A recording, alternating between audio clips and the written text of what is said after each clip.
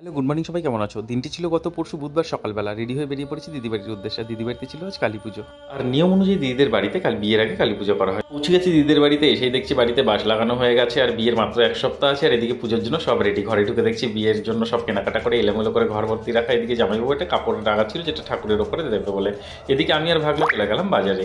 পুজোর জন্য আমাদের যা কিছু কেনাকাটা ছিল, দশকর্মা ভাণ্ডারের জিনিসপত্র সব কিছু কেনাকাটি করে আমি আর ভাগনা আবার চলে এসেছি বাড়িতে। পৌঁছে গেছি বাড়িতে, আর বাড়িতে এসেও দেখলাম সবাই ব্যস্ত। এদিকে দিদিও ব্যস্ত হয়ে পড়েছে পুজোর সব কিছু রেডি করার জন্য। আর এদিক দিয়ে সন্ধে হয়ে গেছে, আমাদেরকে আবার যেতে হবে ঠাকুর আনার জন্য।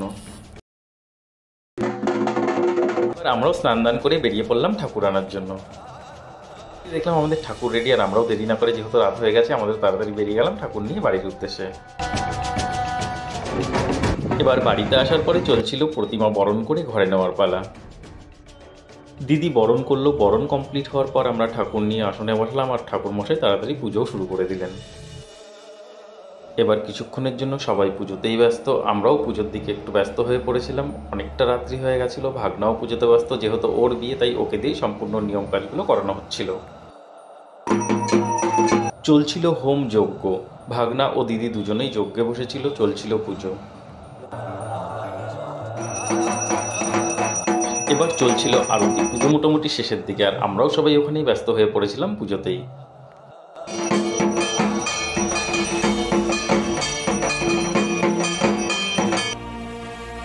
এরপর পুজো কমপ্লিট হলো। পুজো কমপ্লিট হতে তো অনেকটাই রাত্রি হয়ে গেছিলো। যেহেতু অনেক রাত হয়ে গেছে, আমরাও তারপর প্রসাদ নিয়ে সবাই সবার মতো রেস্টে চলে গেছিলাম। পরে দেখা হবে আবার নেক্সট ব্লগে। Tata, by. জয় মা কালী, সবাইকে ভালো রেখো।